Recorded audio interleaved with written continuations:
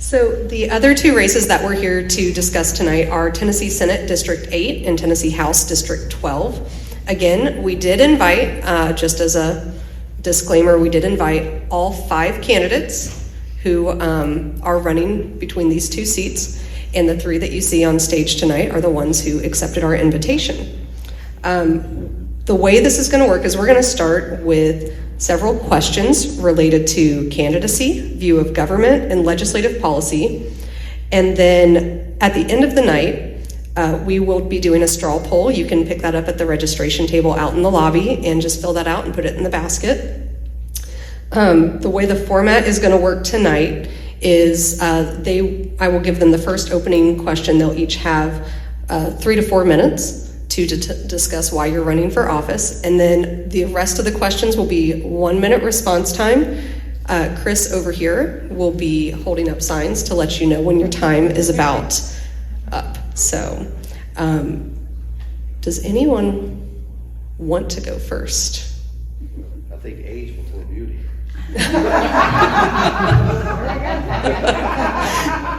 All right, we'll start with Senator Niceley, and you have about 3 to 4 minutes to discuss. Is this on? No, not yet.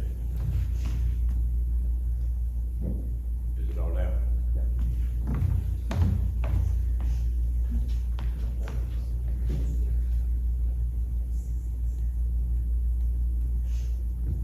Now it's on. Can you hear me now? Yes, sir. Well, thank you. There was a little echo where I could not understand everything she was saying, but I think she said, "Well, know why I was running." I'm running for re-election, and I've been in the Senate 3 terms now, and in those 3 terms we have done some phenomenal things that other states only dream about. We've abolished 4 major taxes. We abolished inheritance tax, a gift tax, a Hall's income tax, and a professional tax. And every time we abolish a tax, we end up with more money. That allows us to do other things.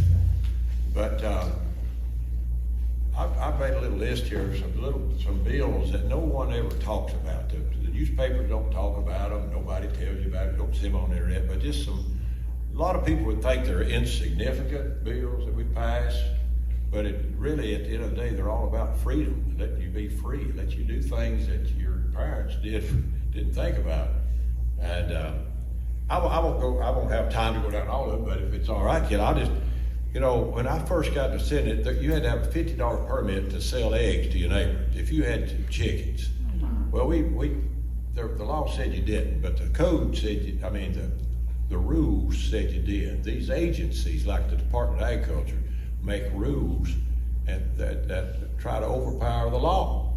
So we asked the Attorney General, and the Attorney General said, "No, you don't have to have a permit to sell eggs to your neighbors." You couldn't sell raw milk, so I passed a bill to allow you to sell raw milk in Tennessee, which a lot of other states you still can't. I passed a bill to let you sell raw butter if you're going to have raw milk. We passed a bill to allow small farmers to raise and process up to 20,000 chickens on their farm and sell them to restaurants or sell them anywhere. The USDA inspects them. But they never come around because they say they never have any problems, and they just quit inspecting. Why inspect something if you never had any problems? Then we included rabbits in that, and it's a thing called a small farm exemption. So now you can raise rabbits and process your rabbits, sell them to restaurants or wherever without. Well, actually, the USDA could inspect if they wanted to, but they don't. We passed a bill to where the cities can't annex you without a vote on it. They used to annex by ordinance, but now if the city wants to annex you, they're going to have to let you vote on it. But the best part is, if you've got a farm in that area and you don't want to be annexed, the farmer has a veto. He said, "No, I don't want to be annexed. I want to stay in the county." So that was a great thing there. I had people almost cry when they found that out. And these little local planners, they said, "Well, if you're going to build a house on your farm, you have to subdivide your farm." We said, "No, you don't." And we asked the Attorney General, and he said, "No, you don't." And they just ignored it. So I passed a law, and all it said was, homes are incidental to agriculture. Because in 1950, when they passed the zoning laws, they said agriculture is exempt from local zoning ordinances. And they said anything that is incidental to agriculture is exempt. So my little bill, all it said was homes are incidental to agriculture. So now then, if you got a farm and you want to build a new house, you don't have to subdivide your farm, because homes, or if you want to build one for your children or build one for your hired help, you don't have to subdivide your farm. So that's just a few. I could go on, I got another page here, but we've done lots of little things for that you never hear of. Hey, my name's Larry Linton. I retired here from serving 30 years in the United States Navy in 2017, and I decided to run when I recognized that a lot of people in our General Assembly, we supposedly have a Republican supermajority. They don't vote that way. They violate their oaths, and I've got a pretty good, strong track record of 30 years of following an oath to the Constitution that I think needs to be brought back to the General Assembly. They are governed by corporate interests, not the interests of you here in Sevier County.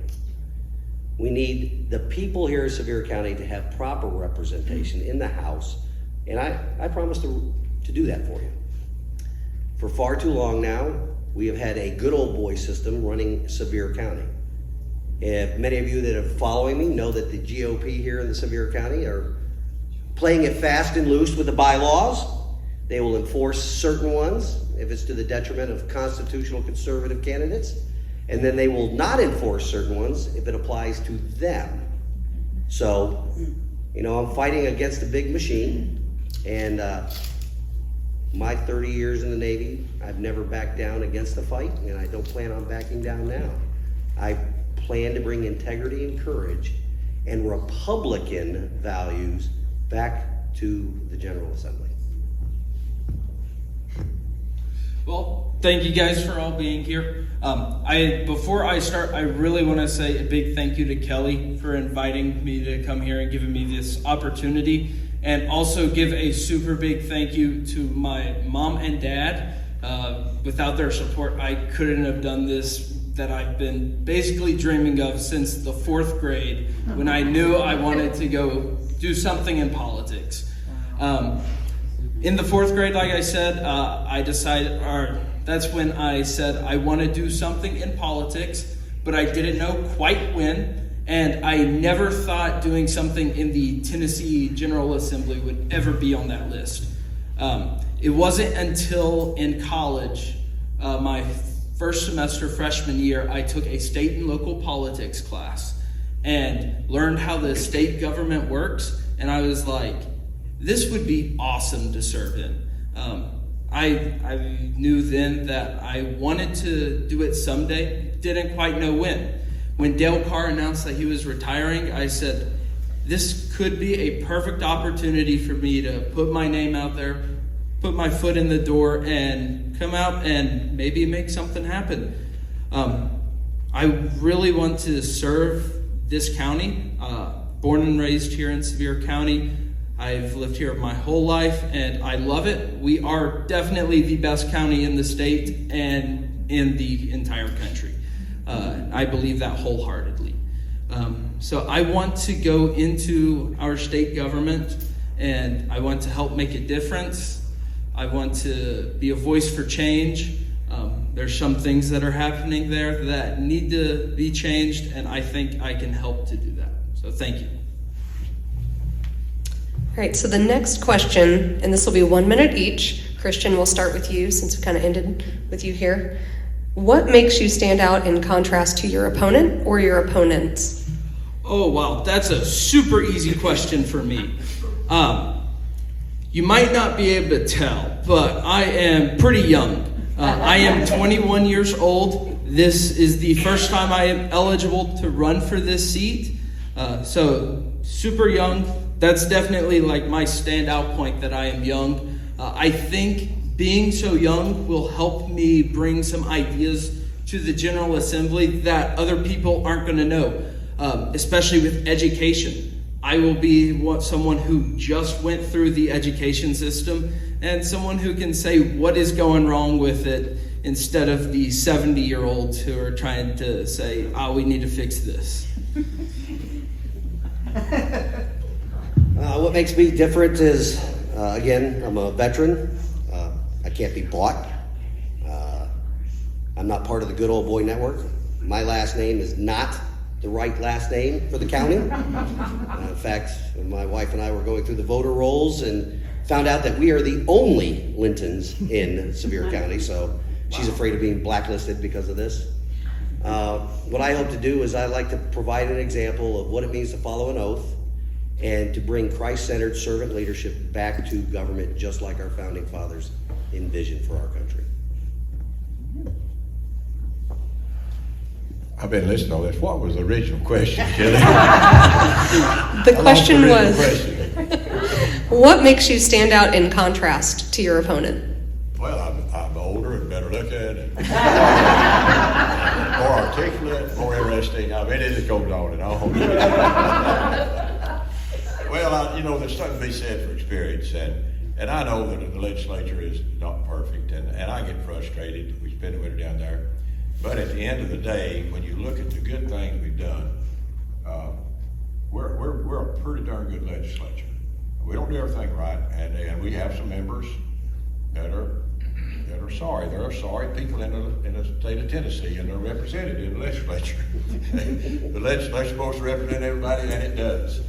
But it takes 50 votes in the House and 17 in the Senate to pass anything, and you've got to learn in the Senate, you've got to learn to count to 17 to get anything done. And I've been very successful in counting to 17. I pass things in the Senate a lot of times I can't get passed in the House, but we have passed a lot of bills in the House and Senate. All right, we'll start with Larry on this next question. I'm going to try to switch it up who starts first. So, all right, Larry, you can start with this one. What have you done in your community to make a difference? I'm not looking for titles or positions, but examples of boots on the ground type work. I'm very active within my church. I volunteer whenever I can, whenever I'm home. And I meet most times when I'm home with a local group of people out in Seymour. We talk about problems and how to fix them out there at the White Star Market breakfast. You got to come out on some Saturday morning. And I think what'll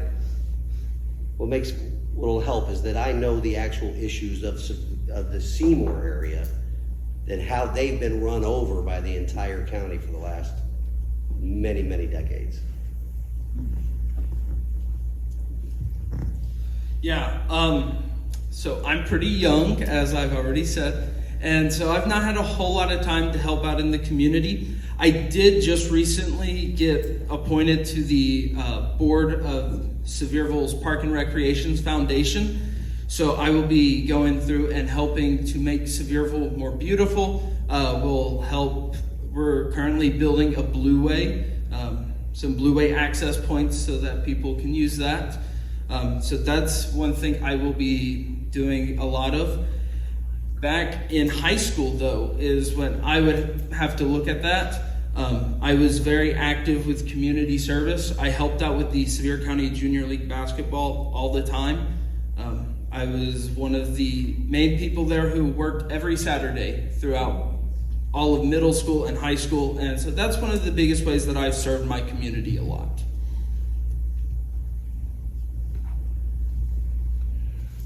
Well, I've been in the legislature off and on for a long time. Just recently, I secured Sevier County another judge position. They had an extra judgeship in Memphis. They were over judge. They had too many judges, and we were under judge. So for the first time in history, Andy Farmer and I successfully, I won't say stole, we borrowed a judgeship from Memphis, and here in the 4th Judicial District, which is Jefferson County, Sevier County, Granger County, and Clark County. But through the years, I've farmed over in Strawberry Plains. We've produced a lot of milk through the years. We've enough milk to feed every kid in Sevier County for a long time. We've produced beef, vegetables, tomatoes, lamb, hogs, chickens, and trained lots of horses. So we've done a lot of things that seemed to be the thing to do at the time. All right, Frank, we'll start the next one with you on this one. Describe your worldview and the foundational principles that guide your life. Can you say that again? Describe your worldview and the foundational principles that guide your life. My worldview and the principles that guide my life. Well, the worldviews, nothing in this chaotic world we have right now, nothing makes sense until you realize that there's a global takeover, a global power, Mr. Global, a lot of people call him, that's trying to take over America. The one world government, boys. They can't take over the one world and make the one world government work as long as America is armed. And it appears that the American South is the fly in the ointment for the one worlders. And Tennessee is the star of the South. And we've got to keep Tennessee strong. We've got to protect our Second Amendment rights. And I passed a bill that said we're under no obligation to do anything the WHO or the United Nations tells us to do. We don't send representatives to them. They don't tell us what to do. We actually passed that bill in the Senate and the House. And we just need to start realizing the chaos is caused by these globalists. And that's the only thing that makes sense. Oh, my worldview is that, similar to Frank's, there's evil out there, and they need to remove America from the world stage in order to ascend to power. My foundational principles can all be found in the foundational documents of our country, and of that is included the Bible. A lot of people don't realize this, but most of our constitutional principles and our Declaration of Independence, all of those concepts were brought out from the Bible on how we do self-governance, and we need to get back to self-governance. We need to restore federalism, where the states are sovereign to the federal government, and we can tell the federal government to pack sand, and that's what we need to start doing. So my worldview, I'm gonna get a little poli-sci here. We studied in American foreign policy some different traditions, and I am what you call a Jacksonian, named after President Andrew Jackson. But what we believe is, just like Larry just said, America kind of needs to be more isolated from the worldview. We don't need to be on the world stage as the leader all the time. Even though we are clearly the best country, in my opinion, we don't need to be the ones leading the charge every time. We don't need to be giving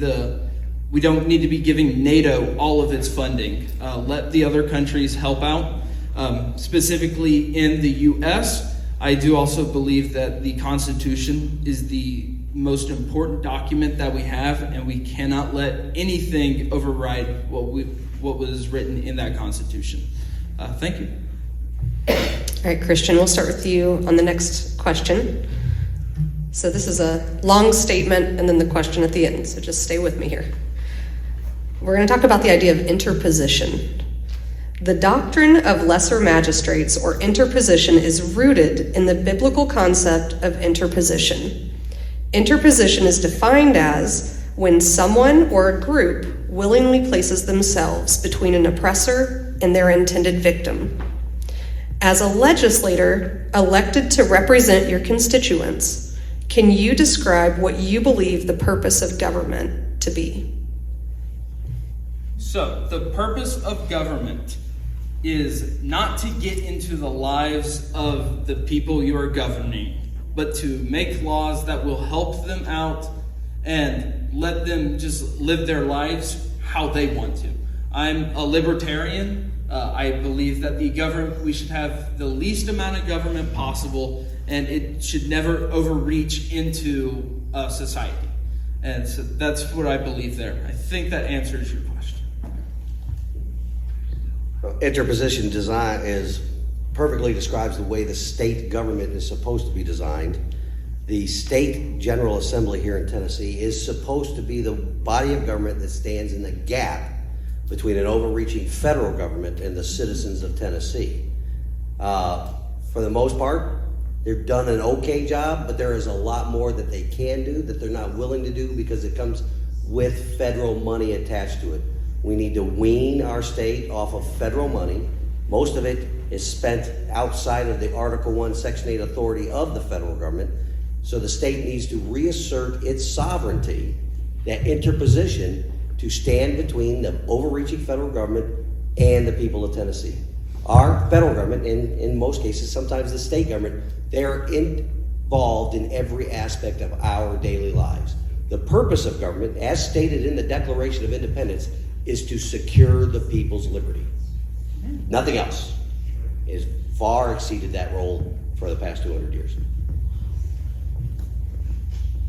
I think it was Jefferson who said that he who governs best governs least. And there's a lot of truth in that, and that's been my position all the way through. I was as conservative when I was in high school as I am now. I've never changed. What people don't realize, and I didn't realize this for a long time, the state is the parent, the federal government is a child, and the county governments and the city governments are a child. The state is the parent. The state governments created the federal government. We could abolish them. We could have a state convention and abolish the federal government, go bankrupt, and let all the bondholders lose their money, and start a new federal government if we wanted to and had the nerve to do it. At the state level, when the state got started, everything was legal. Rape, murder, everything was legal until the legislature made it illegal. And at the county level, everything is illegal until the state legislature makes it legal. Now, it took me a while to figure that, and a lot of people don't understand that. And we all, as Republicans, we like to say local control, but the locals don't have any control unless the legislature gave it to them. And if they abuse that local control, we have to step in. We don't want to do that. The legislature likes local control, but there are times when the state has to step in and say, hey, we gave you the power to do this, but you're abusing your power. All right, we'll start with Larry for the next question. What is your position on citizens being able to recall elected officials? I think that is an inherent power stated in our Constitution. All governing power is inherent in the people. If we are unhappy with the job that they were elected to do, or they're not doing the job they were elected to do, we should be able to recall them. Most specifically, we should be able to recall school boards. School boards in our state are the bodies of government that are closest to the people, and for far too long they've exceeded their authority.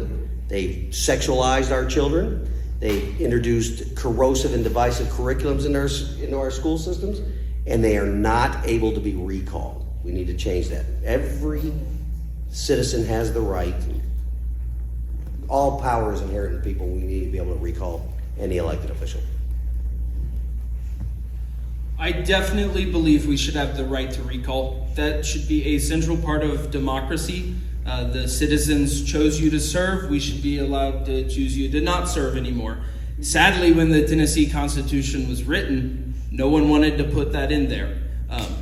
Other states do have that recall. We saw just a few years ago in California where citizens were getting tired of Gavin Newsom, so they tried to recall him. Sadly, it failed. But it did work years ago when Arnold became their governor. So like the recall, I think we definitely should have that. That should be a central part of democracy. It would take a change to the Tennessee Constitution, though, in order for us to be able to do that.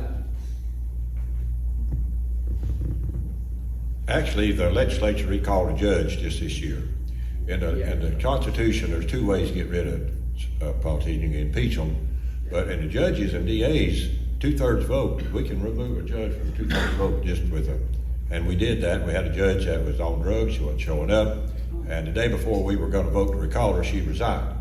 But, and I told him, I said, we need to every year look around and find a liberal judge and a liberal DA and remove her and just scare the rest of them. But in 1992, the Governor McWhorter passed the BEP, the Better Education Program, and the legislature gave him the authority to go into a failing school district like Memphis and fire the director of schools, fire the school board, reconstitute the schools, do whatever it takes to jumpstart the school system and get it to working. So far, no governor's had enough backbone to do that, but they have the legislature did give them the power to do that if they want to.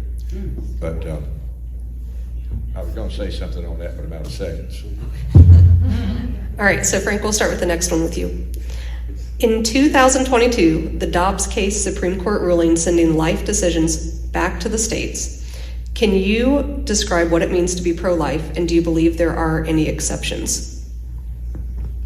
I've had the right to life, Jessie right to life endorsement many times all down through the years. It's always rape, incest, and life of the mother. When we passed SDR 137, that amended the Constitution mentioned rape, incest, and life of the mother. The problem was it gave the legislature the power to change those three. I'm where I've always been. I'm pro-life with exceptions, rape, incest, and life of the mother. In Tennessee, due to the trigger law, and it came back with no exceptions, and then we put the life of the mother back in. I think eventually we'll put rape and incest back in. I'm where I've always been. I've always gotten the right to life endorsement, that's where I am. Okay, I'll take it. I believe life begins at conception. I believe Tennessee's Human Life Protection Act is the right way to go. It was tried to be weakened a couple of years ago, but it's still pretty steady. The only exceptions, I believe, are the life of the mother. Rape and incest creates a life, and the life that was created is innocent. For far too long in our country, we have treated the abortion crowd has treated the baby like a real estate transaction. The baby's life only matters because of location. So we got to stop worshiping at the altar of Baal and killing babies in our country. I do also believe that life begins at conception, and just like Mr. Linton said, I believe that the only exception should be for life of the mother. I believe that every life that has been put on this planet has been given a purpose by God, and we should never take that away. The only time I could see the exception would be when it would be taking away another life. It's hard for me to say that, but that's maybe the only exception I could see. Rape, incest, I do believe we should still be keeping that child because it has a purpose. Every single life has a purpose given to it by God. All right, Christian, we'll start with you on this next one. So now we're going to switch gears. We're going to talk about education. So the question is, what would you do about a child who is, quote unquote, stuck in a bad school? So one thing that I advocated for back my freshman year of college was open enrollment throughout every county in Tennessee, to where you can choose any public school you'd like to go to, and you are allowed to do that, no zoning or anything. That's something that I definitely believe we have to have. So I advocated for that inside of my class. Never took it anywhere outside of there, but that is something I'd advocate there. For kids that are just stuck in a really bad school, I feel like we have to figure out a way of figure out why that school is bad and figure out how we can help them. For the child that's stuck in a bad school, well, the bad school is the problem, not the child. Recently, the Tennessee General Assembly considered Bill Lee's Education Freedom Act, which is really the government taking your money, going to bribe you with it to purchase freedom from the institution that they control. Does that sound like life in a constitutional republic? Absolutely not. So fixing the schools, probably at this point, they're beyond control. We should offer those parents a lot of information about homeschooling and homeschooling co-ops and providing them the information on how they could take there's already school choice. We have the choice to either homeschool, private school, or public education. Some of those options are priced out of people's means because of government control. Again, government intrusion into people's lives. But we have to inform the people about the other options that are available to them at a lower cost, such as homeschooling and homeschool co-ops.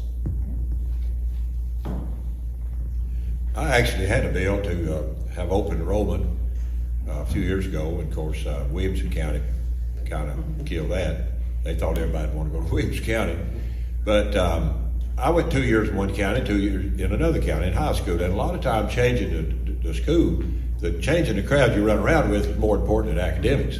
But let me tell you something you probably never thought about. We don't really have a school problem in Tennessee. We've got a school problem in Memphis. If you take, Memphis has 17%, if I remember right, 18% of all the students in Tennessee are in the Shelby County schools. If you take their test scores out, Tennessee schools are in the top 20% in the nation. If you take Nashville out, 2 Democrat cities, then we're probably up in the teens. We've got, are our schools perfect? No. But they're a lot better than we get credit for. But if you say that, if you mention that, if you take Memphis out, we're in the top 20%, then you're a racist. Well, you're not. You're a realist. We need to fix the schools. The best. I know you say I don't have any time. You're mean. You just talk slower than that. Yeah, I ought to get extra time because of the But now then you got me, don't know what I was fixing to say now. Anyway, probably best. All right, we'll start with Larry on this one. So we're still going to talk about education for a minute. So one of the governor's big pushes this year, as you mentioned, was the school choice agenda. Can you tell me how you define school choice? As I just stated, every parent already has a choice to educate their children. They can either do the private school, they can do the homeschool, or they can leave them in the public schools. We already have the choice. Government has placed them out, some of those options out of reach because of their control of the economy. But private schools, if we bribe the citizens with their own tax money to send kids to private schools, we're only going to turn the private schools into the new public schools. So my view is, again, I just reiterated, have to provide the parents with the other options that are available to them at a lower cost, such as homeschooling and homeschooling co-ops. I believe public education is a relatively new experiment in the human cycle, and obviously that human experiment has failed because what we are producing now are sexualized, corrosive, and divided kids. I do also believe that we have school choice still. If you choose to send your kid to a private school, you should be allowed to do that, but you've got to fund that entirely yourself. We shouldn't take money away from our public schools to fund a kid going to a private school. I was looking at the governor's budget proposal, and he had set an extra $144 million last year to be sent to the school vouchers. And I feel like that is awful that we would be taking that much money away from public schools just to send people to a new private school.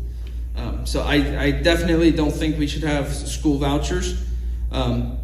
I think that open enrollment is also a great choice for school choice because that money is still going to the public schools, but people can choose which public school you want to go to. Same question or a new question? So the question was, how do you define school choice? Well, these gentlemen here are right on target. We have school choice. If the governor's plan, there's 1 million kids in public schools in Tennessee. There's 100,000 in private schools. The governor's plan was going to affect about 20,000 students. Out of over 1 million, it was going to enough money for 20,000. In Arkansas, something like 95% of the kids that took the vouchers were already in a private school. You know, so I've been against the vouchers for different reasons. And it was mentioned, one of these guys mentioned this, when a private school takes public money, it's a public school. I mean, it's like Reagan said, public money is always followed by public control. Money is followed by government control. So in order to protect your private schools, keep the government out of them. And like I said, public schools are recent. They're a kind of recent thing. There was a school on my farm back in the 1930s. It was kind of a public school, but not really. But let me tell you a story. I'm bad to tell stories. History. I'll give you a history lesson whether you want it or not.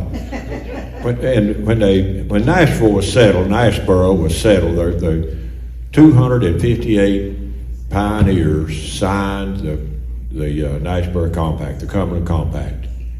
258. Only one signed with the X. 257 of those pioneers signed their name. They didn't have pre-K, they didn't have K, they didn't have public schools. How did they do it back there in log cabins with dirt floors? 257 of the 258 signed their name.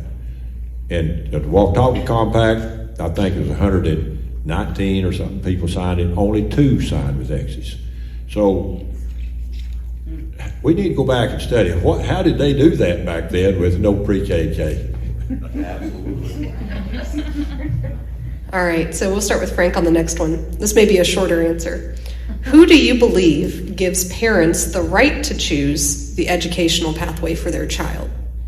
Who gives them the right to choose? There's an echo. I don't know. Who do you believe gives the parents the right to choose the educational path for their children?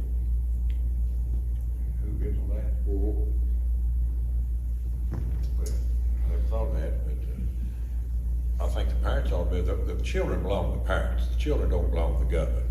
The parents ought to be able to decide which school, where to send them, if it's in the neighboring county, if it's a private school, public school.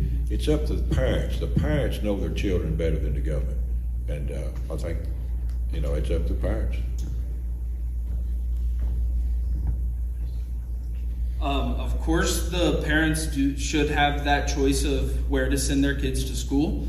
And what gives them that, I would go back and say the U.S. Constitution and the liberties that it gives everyone. That should be something that you are allowed to choose for yourself.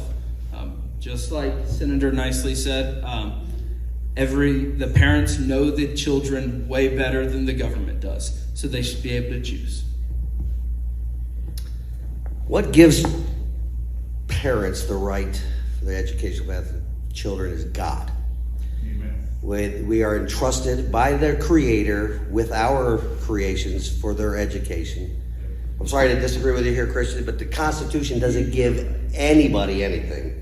The Constitution is a limit on the government, and the government should not be telling any parent on how they should educate their children.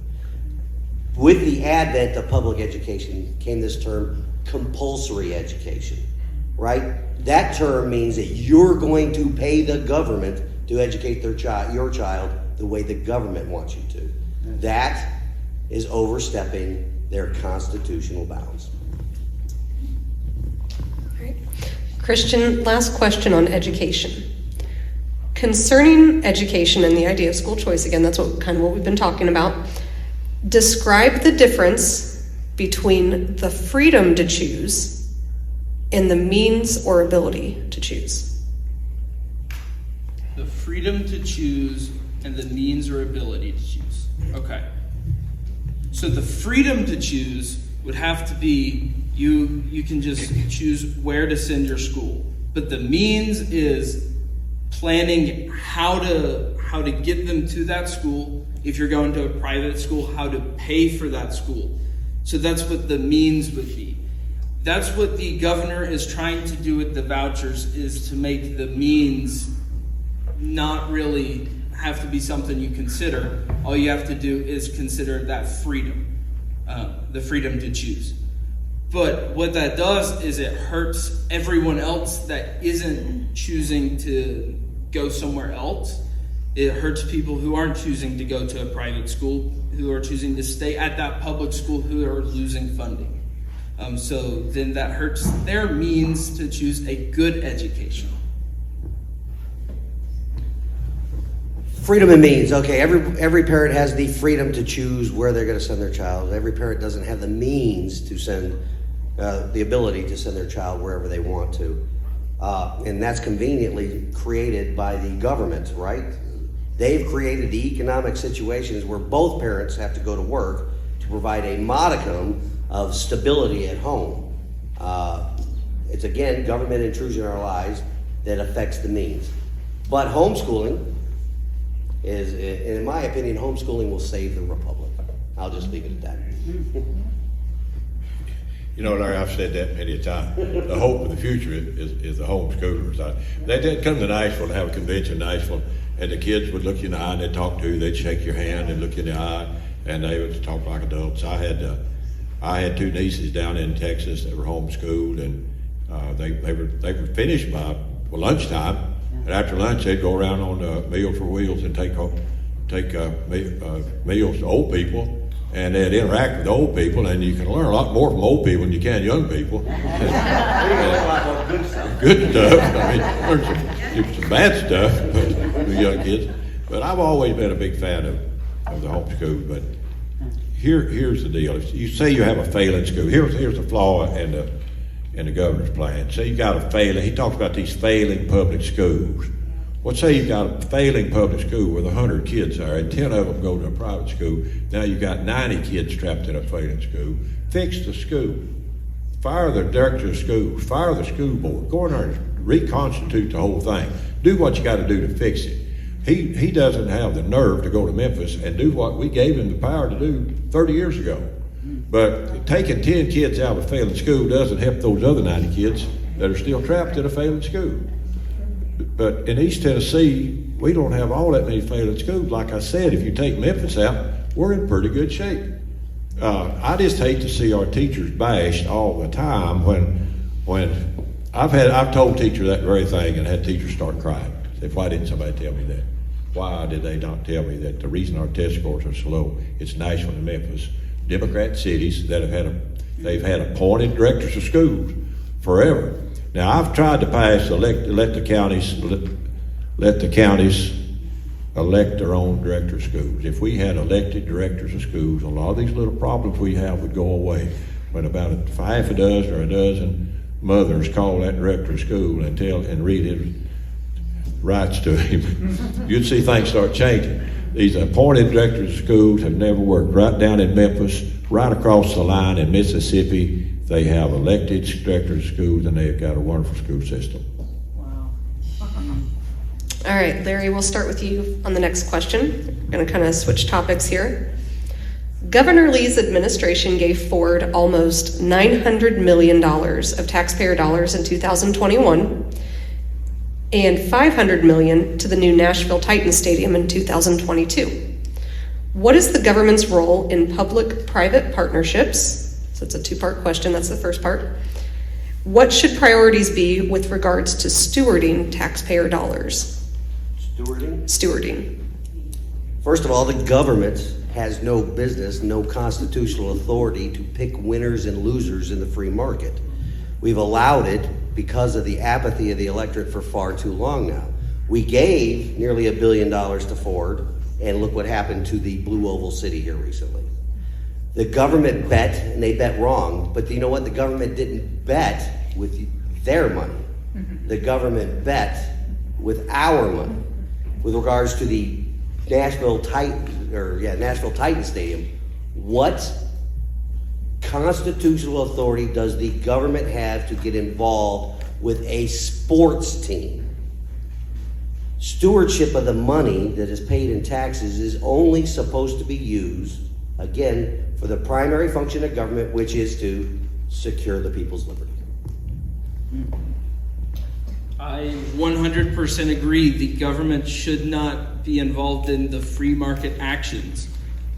We shouldn't be promoting a sports team or a car brand over another. The government should not be able to give these people money to help make them better.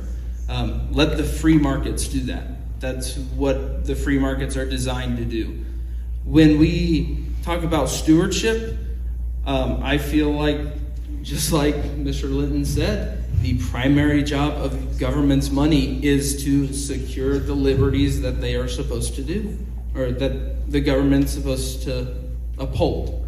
So, yeah. I voted against giving $500 million to a Democrat district, to an out-of-state family, so boys that won't stand up for the national anthem can play in the dry when it's raining. I thought it was the craziest thing we ever did. The stadium down there is the best stadium in the state. UT Stadium, parts of it's over 100 years old. And we're going to tear down the best stadium in the state and build another stadium so we can get 16 more events per year. Well, you can't pay off $2 billion with 16 events. And it was craziest thing ever. I told them, I said, I've got people in my district that don't have running water every day. People on Leaders Mountain, some days they have running water, some days they don't. I said, why are we spending $500 million to an out-of-state family that I'll never go to a football game. But 99.9% of the people in Tennessee will never step foot in that stadium. And we've wasted $500 million when the people in my district, some of them, don't have drinking water. I've got a little bit vocal sometimes with the governor, and the governor, he doesn't like me too much some days. All right, Frank, we'll start the next question with you. Talking about the Second Amendment, what does the Second Amendment mean to you, and what rights was it written to protect, and who is it not to protect? What was the last part? What did it not protect? Who does it not protect? Well, I voted with, I'm a regular bona fide gun nut. I have the guns my great granddaddy brought back from the war between the states. I've got my daddy's guns, I've got my granddaddy's guns, great granddaddy's guns. The Second Amendment was there to protect yourself from tyranny. It wasn't there so you could hunt or target shoot. It was protect yourself against the government. It's plain and simple. I mean, it's an individual right. Every other right in the Constitution is an individual right. What makes you think that the founding fathers would not have all individual rights? So I voted for every gun bill that's ever been. And the last part, I'm not sure about who it does, but I guess it doesn't protect criminals or something. But we've got probably 700,000 guessing, because we had 600,000 a few years ago, permit holders in the state of Tennessee. And a lot of them are women. You'd be surprised how many of these permit holders are women. They have a purse, it's easier to carry, and they're surprisingly good shots in a panic, some of these women are. But those 700,000 people have a better behavior record than our uniformed police. I mean, our highway patrol, our deputies. I mean, they cause more trouble and cause more crimes than our permit holders. Our permit holders, that permit to them is almost sacred. They're going to behave. An armed society is a polite society. Everybody's nice to everybody. And it would tickle me if everybody in the state was armed. We had a bill this last year, I think, to teach firearm safety in high school. I think everybody ought to be taught firearm safety. You can kill as many people with a ball-peen hammer in a crowded mall as you do with a gun. Especially girls need to be able to feel comfortable with a gun. I have 3 daughters, and they like to shoot. My granddaughters like to shoot. The Second Amendment, like I say, that's what keeps us free. It's not the 11th or 12th or 10th. I mean, it's the second. It's the one that protects all the rest of them. The Second Amendment secures the people's right to defend themselves against tyranny. It's the first law of nature and of nature's God, the right of self-defense and self-defense against tyranny. A lot of people that you will hear, especially on the communist side of the political spectrum, will say that it was never meant for weapons of war. But if you read Article 1, Section 8 of the Constitution, the War Powers Clause, it still authorizes the government to issue letters of marque and reprisal. What do you think letters of marque and reprisal are? It's where the federal government will pay the private citizens to wage war on their behalf, because the private citizens are supposed to be better armed than the federal government. Well, just like they said, the right to bear arms is to protect the people from the government's tyranny. The founders put that in our Constitution because their rights were being taken away by the tyrannical government of Great Britain and King George III. And so that's exactly why it is there, and we have to keep that there, otherwise the government will become tyrannical. All right, Christian, we'll start the next one with you. Still talking about Second Amendment. There was a bill passed this year that would allow teachers to, under certain stipulations, to carry guns. What role does the Second Amendment play in securing our public schools?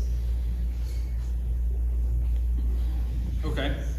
So I would definitely support some teachers being able to carry firearms. I would say there might need to be a safety course, like the stipulations. Not every teacher probably should. I know I've had a few teachers who might get a little angry at sometimes at some of those kids. But if you want to have that right, I feel like you definitely should. And it can definitely help to prevent people from coming into the schools. We've had such a large increase in the number of school shootings recently, and it's awful to see. It seems like at least once or twice a year there's a major school shooting, and having teachers that are armed will definitely help to prevent that. The General Assembly did it right by allowing, taking teachers out of being second-class citizens, right? Because the government puts them into gun-free zones and makes them target rich environments and deny them their Second Amendment rights. So now they have their Second Amendment rights secured, but now we have liberal commie superintendents that say they won't allow it. So these commie superintendents are now denying the citizens their Second Amendment rights. So, you know, Frank grew up a little bit before me, but we used to go to school with guns in our trucks, right? We didn't have the school shootings back then, but in the 90s when they created gun-free zones and included schools in it, just to try to alleviate some gun or gang wars around schools, what they did was they created a target-rich environment, and that's why you see a rise in school shootings. About 10 years ago, after the Sandy Hook shooting up in Connecticut, I passed the first bill to allow teachers to be armed in the nation. Now, another state actually passed the law first, but ours took effect first. So John Roberts with Fox News, he came down and interviewed me, and it was a pretty simple law. It said that, you know, the teacher had to, the principal, the director of schools, and the sheriff all had to sign off on the guy or the girl, whoever it was, and say, you know, they're stable. And they had to have at that time full post training.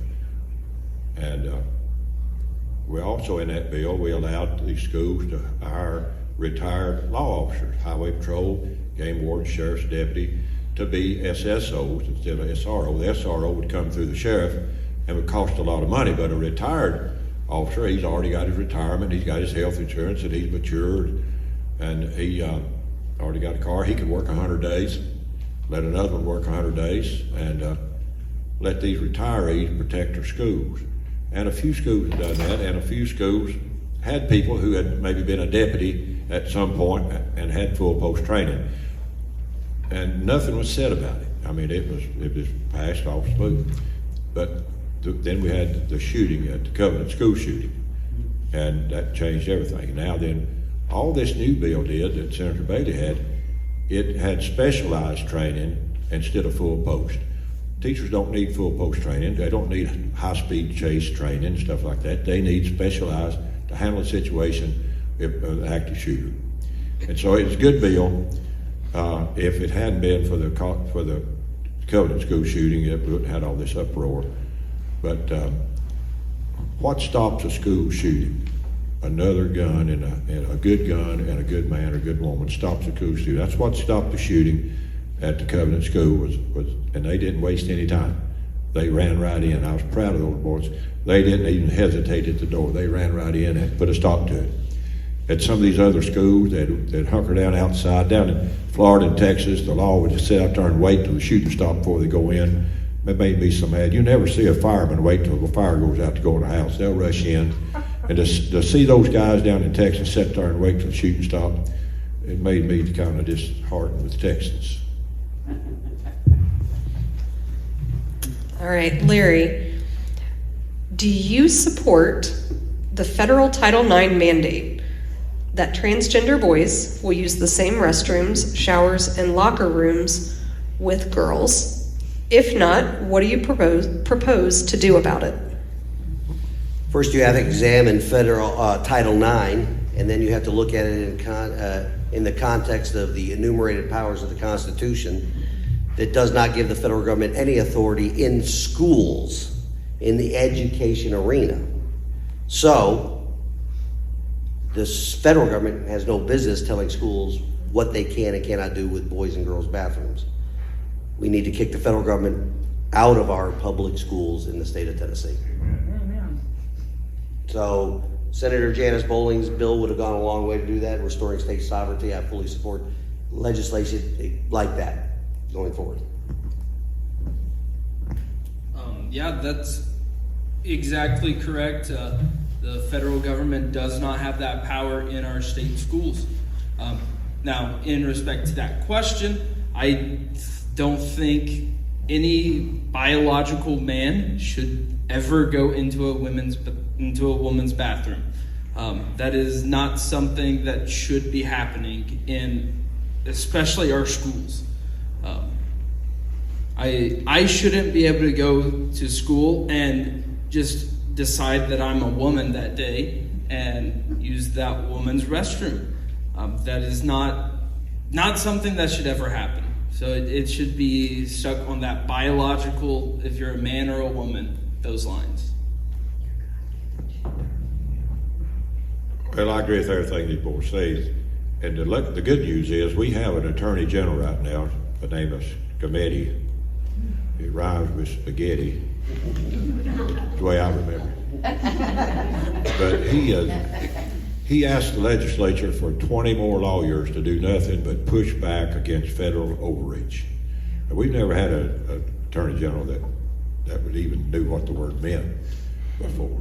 But he wanted 20 more lawyers, and we gave it to him to push back on federal overreach. And there's things you could do. The best thing to do with the federal government is ignore them. They can't make the state spend money. So if it's just like we had a problem years ago, we still got the problem. Black-headed buzzards had come up from South America, and they'll swarm a cow and eat a cow, peck her eyes out. When you have a calf, eat them alive, and they're terrible. And so we passed a law that said no state dollars, energy, personnel, or equipment can be used enforcing that federal law. So the sheriff can't call the Fish and Wildlife, U.S. Fish and Wildlife. The TWRA can't call them. They can't use their phone. They can't do anything. Nobody can call the feds. Now, it's still against federal law, but there's not enough federal agents to ever do anything about it. So it's what you got to remember. They can't make us spend money. So if we just refuse to enforce their laws, sooner or later they'll give up, go away. All right, I got a few questions, and these are just yes or no. So no explanation, just yes or no. The first question is, would you support legislation that requires primary voting to be limited to those only that are registered party members? Closed primaries? Yes, would you support legislation that requires Kelly, primary I'm not vote? deaf. There is an echo in your thing there. I can hear everything my wife says, but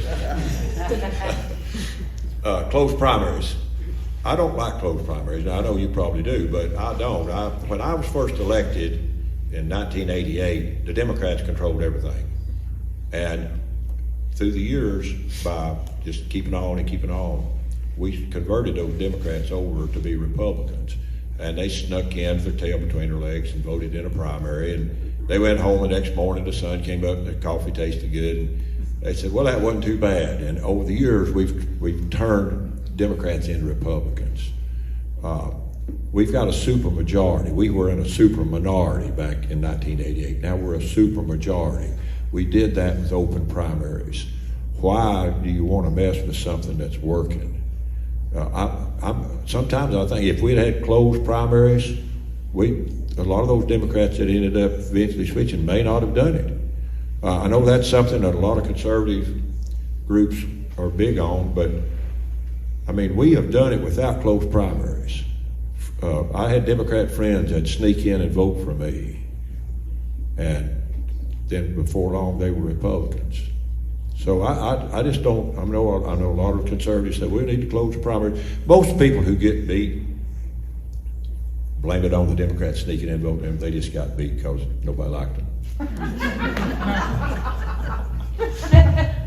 Well, I'm going to give a little bit. I've seen the voter rolls in the county for the last 6 elections, so I know that there's a lot of crossover voting to alter the outcome of the election. So yes, I would support legislation to close the primaries. And I'll give a simple yes, I would support closed primaries. All right, next question, also yes, no. In 2023, HB 422 was proposed that imposed checks and balances on the governor's emergency powers by stating that the legislature had to approve extension of emergency orders. Do you support legislation that puts checks and balances on the emergency powers of the governor? Yes, I support any legislation that puts checks and balances on the people in charge of government. Yes. Back when the Democrats were controlling, back about 2002, the Democrats gave the governor a lot of power, and I would support legislation to clip his wings on that. He doesn't need that much power. All right, the next question is just for Larry and Christian. Current rules in the Tennessee House allow for committees to vote via voice voting, which is when committees say yay or nay as a group to a bill, and then the committee chair determines if the yays or nays had a majority vote based on the volume of the replies. This makes it difficult to know exactly how state representatives vote on legislation. Do you support changing this rule in the House to instate roll call voting, where each representative would have to specifically say yes or no and have it on record on all legislation? Yes, all the way down to the subcommittee level, because the people need to know how the representatives vote. I'm actually going to say no, I would not support changing that, because the point of the House of Representatives is to be efficient and get things done quickly. That's why we have so many of them, because we can get it done quicker than the Senate can. That's the point of the House of Representatives. So the voice vote allows us to do that quicker. And if we can do it just a little bit quicker, then it'll help get everything done. All right, last yes-no question. Representative Bud Halsey ran a nullification bill that didn't get passed, but would have created a process for the legislature to nullify unconstitutional dictates. If that can be brought back next session, would you be in support of it? And this is for all three of you, yes or no? I would like to support a bill like that, and I would vote for it. The problem I would see is the Supreme Court, the U.S. Supreme Court, ruling that unconstitutional. I would definitely still vote for it, but then I do fear that they would rule it unconstitutional, sadly. Yes, I fully support it, and it's completely constitutional because it's the 10th Amendment. Yeah, I would support it. I think I carried it. If it's unconstitutional, we can nullify it. And believe it or not, the hippies out in Colorado nullified marijuana laws. They didn't know they did it. We'd have to tell them they did it. They don't realize they did it, but they did. They basically nullified federal law, and then Washington State did it. And we can nullify it. Madison, in 1830, Madison said that nullification was legal. And they said, well, who, if it's unconstitutional, if a law is unconstitutional, they said, well, who determines if a law is unconstitutional? He said, the people or their agents. Well, the legislature is the agent of the people. So if we decide, if it's not mentioned in the Constitution, the federal government doesn't have the right to do it. 10th Amendment, if it's not mentioned. Marijuana was not mentioned in the Constitution. So anything that the federal government did on marijuana was unconstitutional. I mean, it's simple. I mean, I'm a big fan of nullification, and we, just like our black-headed buzzard bill, we nullified that law. There's ways the states can nullify things without using the nullification word. You just do it, forget it. Yeah, just do it. All right, Frank, we'll do the next one with you. Just got a couple questions left. All right, how do you ensure, or how will you ensure that citizens have the opportunity to meet with you? And on a highly contested subject, how will you obtain the opinion of the citizens in your district? How do I attain the opinions? Most of the good bills I come up with, some constituent told me about it. When it's amazing how smart my constituents are. And like I say, most of my good bills, I talk to people, they come up with a good idea, we think about it, we run it by legal services, we get a bill, we look at it, we change things. The founding fathers made it hard to pass a law. They wanted it to be hard. They didn't want us to go down there and just pass a bunch of junk. And sometimes you get frustrated when you're down there. You say, man, that's a good bill, should have been able to get it passed. But the founding fathers didn't want you to be able to pass everything. And that's what you got to remember. And you say, well, why couldn't you pass that? Well, maybe we need to do it next year. Maybe we need to think about it a while, get some finesse a little bit. But you got to remember, if we don't do anything, the state just rolls right along fine. And we got plenty of laws on the books. And if we didn't meet one year, everything be fine. Whenever government meets, your liberties are lost. But anyway, yes, for those of you that do know me, for those of you who don't, I run a weekly podcast. That's how I inform people of everything that I'm doing. I will maintain that podcast going forward if elected, and inform the voters of the machinations of government that are running roughshod over their liberty. And I plan to, while the General Assembly is in session, I'll be here every weekend with nothing else to do, but I'll come here and talk to anybody that wants to talk to me. I'll hold forums everywhere you want me to. So Senator Niceley earlier today, he was telling me one thing that he does is give away his personal cell number. And so that's something I would love to do with every constituent. Give every constituent your personal cell number. Give them my personal cell number, not Senator Niceley. Yeah. And so, just having an open line of communication at all times where any constituent can always give you a phone call, a text message, anything at any time to find out some information. All right. Yeah, he mentioned my name, so I get to respond. I may have heard it wrong, but my cell number's been on my card forever. Yeah, well, you were saying that you make sure. I'll make sure everybody has it, because if they want to talk to me, I want to talk to them right then, and get it over with, and pull the Band-Aid off, right? Yeah, just go ahead and talk to them. Yeah, I love that. All right, this is the last question, and then we'll have time for closing statements. Time and time again, we see and hear about political pressures from state leadership and the impact on how our legislators vote. How do you determine your vote when the people of your district are in conflict with the desires of leadership? Well, first of all, the desires of leadership, or the leadership that's in the General Assembly, didn't put me in the office. And, I say this quite often. I'm a retired Command Master Chief of the United States Navy. I learned long ago that, one time I brought feelings to work and somebody stepped on them. So I don't bring a feeling to work anymore. I understand who I work for. I don't work for the people in Nashville. I'll work for the people of House District 12. I've faced enemies in combat. I've faced Iranian gunboats coming down on my warship, willing to kill us.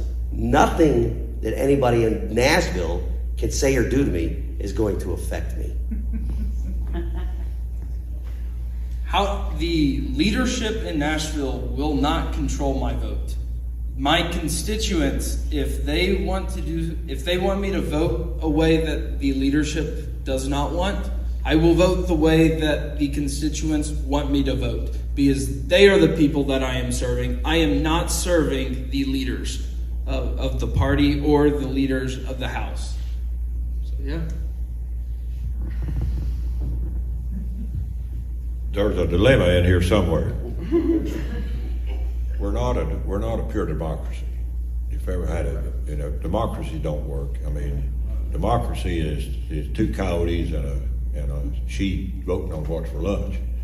They don't work. Founding fathers, the word democracy is not in the Constitution. It's not in the Declaration of Independence. It's not in any one of the 50 state constitutions.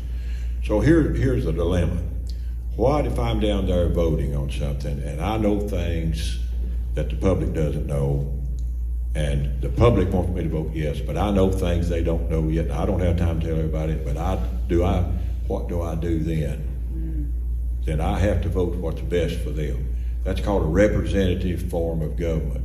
You elected me as your representative to go down there and listen to all the issues, listen to both sides, and decide what's best for the people.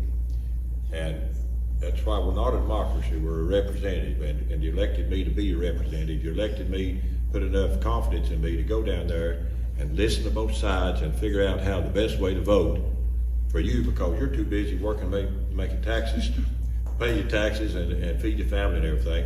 So you don't have time to do it all, so you elected a representative, one of these guys or me or whatever, to go down and study the issue and vote the way it's best for you. And you just got to remember that we're not a pure democracy. Jefferson said we're a republic with democratic tendencies. We're a democratic republic. Jefferson said he was a democratic republican. Well, a lot of these new people, they don't know a noun from an adjective. The noun there is the republic. The adjective is what kind of? Well, I'm a democratic republic, but I'm a republican. And so there are times when I know things that the people back home don't know, and I have to decide, do I go with them and try to get a vote next time, or I do what's right for them? I do what's right for them. Sometimes I get in trouble. All right. So to Frank's point on that, I want to clarify. I mean, if leadership tells me to vote one way and it's completely different, I'm going to make the best decision, but I'm not going to do it because leadership tells me what to do. I'll do it because I'm following my oath and not do anything injurious to the people. All right, we're going to give you 90 seconds each for any closing statements.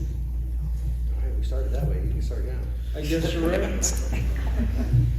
Well, thank you for listening to me. This has been a great honor and a pleasure to get to talk up here. I've always wanted to do something like this, and now I've gotten to. It's a dream come true. I would appreciate your vote. I believe that I'm someone who can go into Nashville and make a difference, make a change, and be someone that will represent everyone of District 12. So thank you very much. I would definitely really appreciate your vote. I understand that what's wrong with government can be fixed by Christ-centered servant leadership in our government, just as our founding fathers envisioned our government running. This is hard to do, but the poop show of the 2020 election, followed by the poop show in here in Sevier County with our Republican Party, reminded me that my oath to the Constitution did not expire when I retired from the Navy. I still serve the Constitution.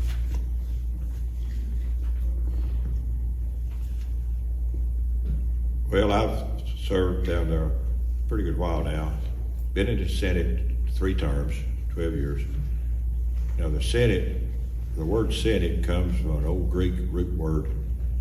Some people say senior. I like to think senior. Some people think senile, but I like to think it came from senior. Typically the House members are young and wild and crazy, and I had a good time with us in the House. But the Senate is for typically older people, a little more gray hair, think things through, take your time, don't get in a hurry, do the right thing. And the Senate and the House don't always agree. And that's a good thing. Like I say, we don't have to pass bills. We can wait next year.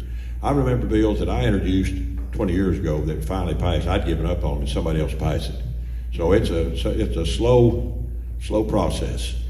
And I don't know who it was that said there's two things the general public should never see.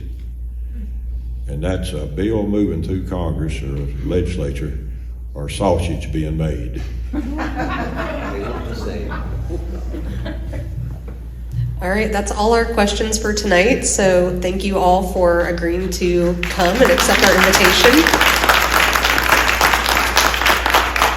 So that concludes our night, except we do have the straw poll. On your way out, there are ballots on the table by the door. So for the 3 seats, the County Commission, Tennessee Senate District 8, and Tennessee House District 12, those will be the 3 seats on that ballot. And you can vote, you don't have to put your name on it or anything, and then just drop it in the basket as you leave. And thank you for coming. Don't forget the wise words from the candidate that didn't show up.